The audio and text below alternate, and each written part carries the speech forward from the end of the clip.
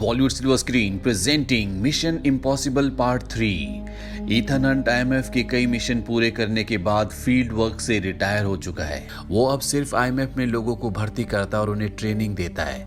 साथ ही अपनी fiance Julia, जो कि एक नर्स है, वो उसके साथ एक अच्छी जिंदगी बिता रहा है, जिससे वो बहुत जल्दी शादी भी करने वाला है। पर जूलिया को ईथन के काम के बारे में कुछ भी नहीं पता। अब जब ईथन और जूलिया की एंगेजमेंट की पार्टी चल रही होती है, तभी ईथन हंट को एक कॉल आता है जो आईएमएफ के असिस्टेंट डायरेक्टर जॉन का होता है। वो उसे बताता है कि तुम्हारी ट्रेनी लिंसी, जो हथियार तस्करी ग्रुप की इन्वेस्टिगेशन कर रही थी, उसे किडनैप कर लिया गया है और अब हमें उसे छुड़ाना है। जॉन इस मिशन के लिए पूरी टीम तैयार कर लेता है, जिसमें होते हैं ईथन हंट, डिक्लेन, जेन और ईथन का पुराना साथी लूथर। ईथन घर से जूलिया को सिर्फ ये बताकर निकल जाता है कि वो किसी जरूरी काम से जा रहा है।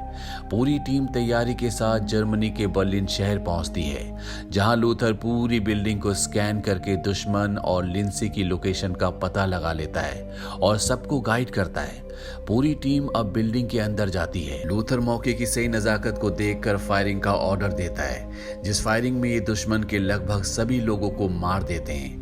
और जब ये लिंसी के पास पहुंचते हैं तो वहां पर लिंसी के साथ 2 खराब लैपटॉप्स को भी बरामद करते हैं। ये सब के सब इस जगह से बाहर निकल जाते हैं और इस पूरी बिल्डिंग को बॉम्ब से उड़ा देते हैं। तभी इनका हेलीकॉप्टर आता है, जिसमें बैठकर ये सब यहाँ से निकल जाते हैं। हेलीकॉप्टर में ही लिंसी को सर में बहुत जोर से दर्द होना शुरू हो जाता है। ईथन जब मशीन से सिर को स्कैन करता है तो उसे पता चलता है कि उसके सिर में कैप्सूल के रूप में एक बॉम्ब उसकी नाक के जरिए डाल दिया गया है। ईथन बॉम्ब को डिफ्यूज करने की कोशिश करता है, पर तब तक लिंसी की मृत्यु हो जाती है। आईएमएफ डायरेक्टर थियोडोर, जो ईथन और उसकी टीम का बॉस है, वो इस मिशन पर बहुत नाराज होता है और इसको बहुत ही कमजोर मिशन बताता है। इसके बाद ईथन को पता चलता है कि लिंसी ने किडनैप होने से पहले उसको एक पोस्ट कार्ड भेजा था। ईथन वो पोस्ट कार्ड बरामद करता है, जिसकी स्टैम्प के नीचे उसे मैग्नेटिक माइक्रो डॉट मिलता है। वहीं दूसरी तरफ आईएमएफ का टेक्नीशियन बेंजी उन लैपटॉप से डेटा रिकवर करता है जो इन्हें मिशन के दौरान मिले थे।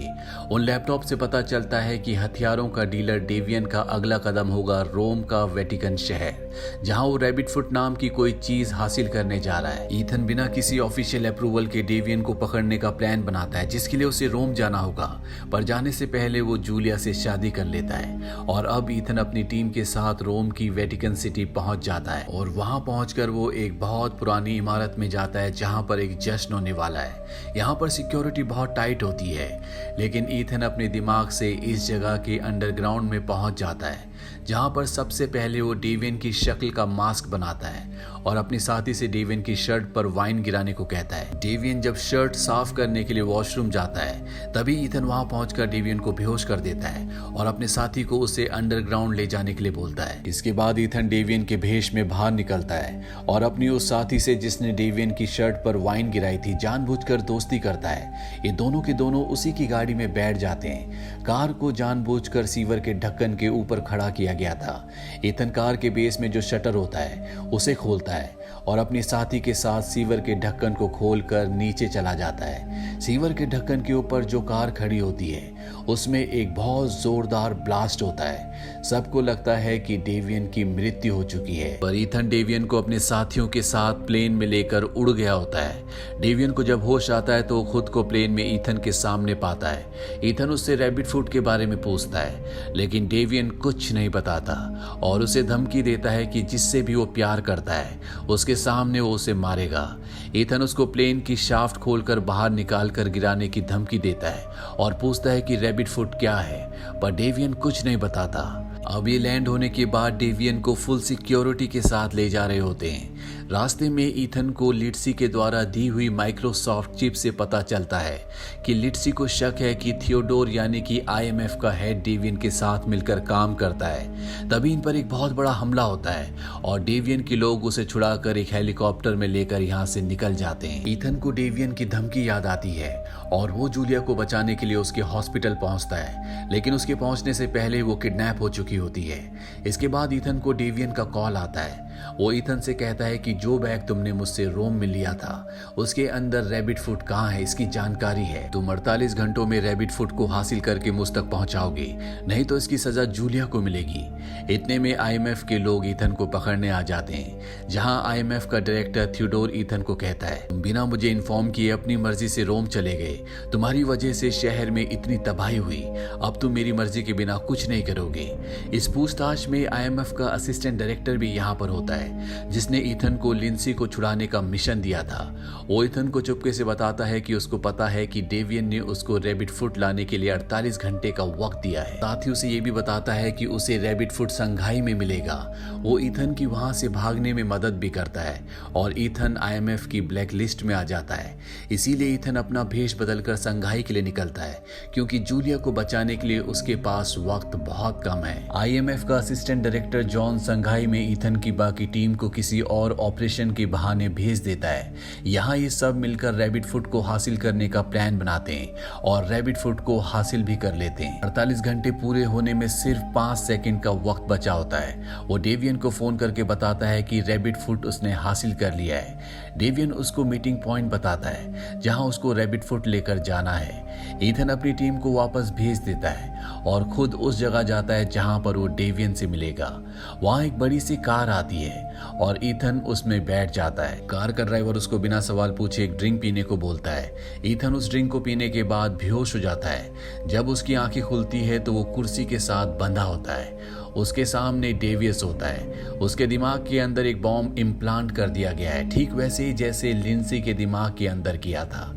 उसके सामने जूलिया भी कुर्सी से बंधी होती है, जिस पर डेवियस बंदूक तान कर खड़ा होता है। डेवियस उससे असली रैबिट फूड के बारे में पूछता है। ईथन बार बार बोलता है कि वो उसको असली रैबिट फूड दे चुका है, पर डेवियस जूलिया को गोली मारकर वहां से निकल जाता है। अपनी पत्नी की मौत से ईथन को बहुत दुख होता है। तभी वहां पर आईएमएफ का असिस्टेंट डायरेक्टर जॉन आता है, जो उसे बताता है कि वो डेवियस के साथ मिलकर काम करता है और ये जो औरत मरी है ये उसकी पत्नी जूलिया नहीं है, बल्कि डेवियस की सिक्योरिटी से कोई थी। ये सब रैबिट फूड की ऑथेंटिसिटी जानने के लिए किया। जूलिया अभी भी जिंदा है। वो बताता है कि रैबिट फूड वो लोग मिडल ईस्ट में जाकर बेचेंगे। इसके बाद वो ईथन से पूछता है कि लिंसी ने उसे मैग्नेटिक माइक्रोचिप में क्या संदेश दिया था, क्या वो उसके बारे में और डेवियस के बारे में जानती थी। ईथन कहता है कि जब तक तुम मेरी बात मेरी पत्नी जूलिया से नहीं करवाओगे तब तक मैं तुम्हें कुछ भी नहीं बताऊंगा।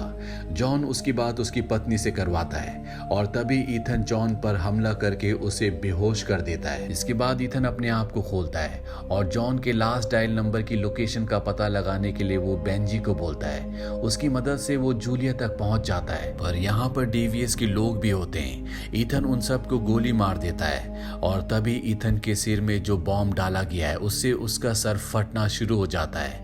अब यहाँ पर डेवियस भी आ जाता है। वो ईथन के ऊपर हमला कर देता है। इन दोनों की लड़ाई में ईथन डेवियस को मार देता है, लेकिन उसके सिर में बॉम्ब की वजह से बहुत ज्यादा दर्द हो रहा होता है और अगर जल्दी से उसे डीएक्टिवेट नहीं किया तो उसकी मृत्यु हो जाएगी। वो अपनी पत्नी जूलिया को बताता है कि इस बॉम्ब को डीएक्टिवेट कैसे करना है। जूलिया बॉम्ब को डीएक्टिवेट कर देती है, पर ईथन के दिल की धड़कन बंद हो जाती है। अब यहाँ पर डेवियस के कुछ और लोग आ जाते हैं, पर जूलिया उन्हें गोली मार देती है और इसके बाद वो ईथन के हार्ट को पंप करके उसे होश में ले आती है। दोनों बच जाते हैं और फिर ईथन अपने करियर के बारे में जूलिया को सब कुछ बताता है और उसे अपनी टीम से भी मिलवाता है। आईएमएफ का डायरेक्टर थियोडोर ईथन को उसके काम के लिए शाबाशी देता है। साथ ही उसकी वजह से ईथन को जो भी परेशानी हुई होती है उसके लिए वो ईथन से माफी मांगता है। वो ईथन को कहता है कि व्हाइट हाउस में तुम्हारे लिए कुछ काम है, वो लोग तुमसे मिलना चाहते हैं। ईथन कहता है कि पहले मैं अपने हनीमून पर जाना चाहूंगा। थियोडोर पूछता है कहीं तुम काम छोड़ने के बारे में तो नहीं सोच रहे। ईथन कहता है अभी मैं कुछ नहीं कह सकता, पर मैं रैबिट्स फूड के बारे में जानना चाहूंगा। रैबिट्स फूड क्या था? थियोडोर कहता है जब तुम वादा करोगे कि तुम काम नहीं छोड़ोगे तब मैं तुम्हें रैबिट्स फूड के बारे में बताऊंगा।